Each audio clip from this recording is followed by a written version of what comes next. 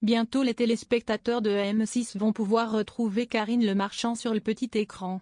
En effet, l'animatrice va faire son retour aux commandes de son émission Ambition et Intime dès le 1er juin prochain.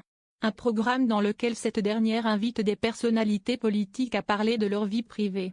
C'est d'ailleurs à cette occasion que Karine Le Marchand a accordé un entretien à la Tribune dimanche ce 18 mai 2025. Dans les colonnes de nos confrères, l'animatrice n'a pas hésité à se confier sur l'importance de son émission.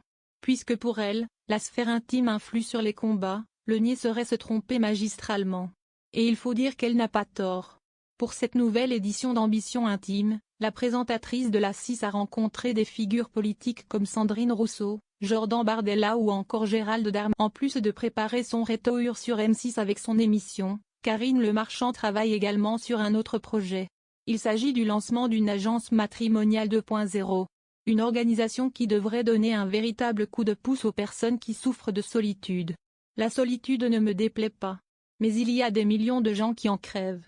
Cette agence lancée prochainement s'adressera aux personnes lassées des applis de rencontres, où l'on se choisit avec un index sur un écran, sans aucune humanité. On proposera des slots dating, d'une journée entière, où les participants présélectionnés en amont seront réunis par affinité, a expliqué l'animatrice. D'ailleurs, pour ce projet, Karine Le Marchand avait lancé un appel aux volontaires sur son compte Instagram. Une annonce qui a fait un véritable tabac.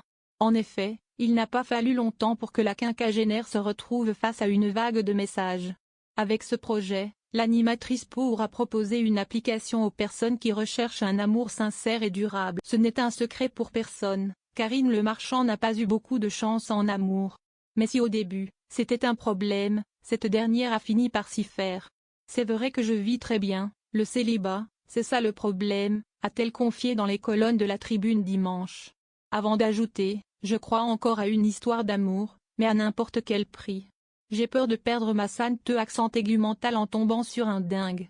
Je suis hyper paranoïaque, entre les tromperies, les vies doubles et les mythomanes, j'ai eu beaucoup d'histoires déceptives. Et puis une femme qui gagne bien sa vie, qui est connue et qui a du caractère, ça peut faire peur. Mes amis disent que je suis sûre qu'à toutefois, Karine Le Marchand n'aura pas trop le temps de penser à son célibat cette année. Car, en 2025, l'Animatrice a un programme plutôt chargé.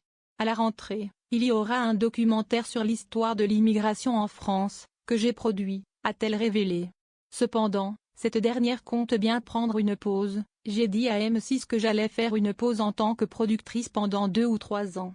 Je dois profiter de ma